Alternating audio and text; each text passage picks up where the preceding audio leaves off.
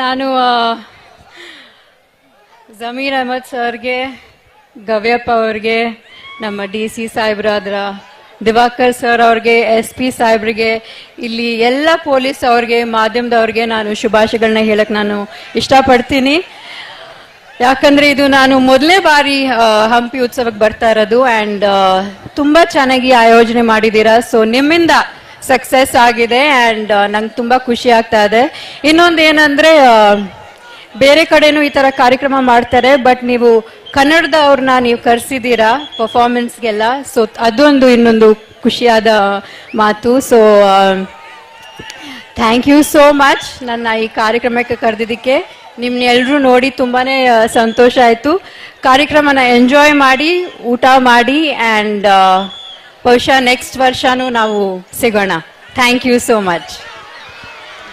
It means a lot.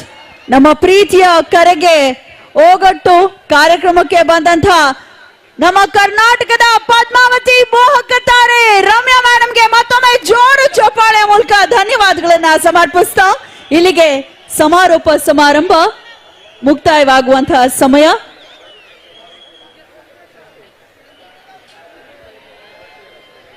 Siddhalingeshwara sir ಅವರು ವಂದನಾರ್ಪಣೆಯನ್ನ ಸಲ್ಲಿಸಲಿಕ್ಕಾಗಿ ಮುಂದೆ ಬರಬೇಕಾಗಿ ಕೋರ್ಕೊಳ್ತಾ ಇದ್ದಾರೆ. ಸೊ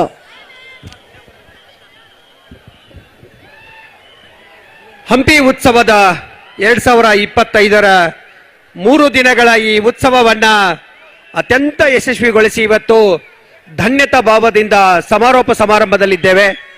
ಇವತ್ತಿನ ಈ ಕಾರ್ಯಕ್ರಮದ ಘನ ಅಧ್ಯಕ್ಷತೆಯನ್ನು ವಹಿಸಿಕೊಂಡಿರ್ತಕ್ಕಂಥ ನಿಮ್ಮೆಲ್ಲರ ನೆಚ್ಚಿನ ಶಾಸಕರಾಗಿರ್ತಕ್ಕಂಥ ಸನ್ಮಾನ್ಯ ಶ್ರೀ ಗವ್ಯಪ್ಪ ಸರ್ ಅವರಿಗೆ ಈ ವೇದಿಕೆ ಮೂಲಕ ಧನ್ಯವಾದಗಳನ್ನ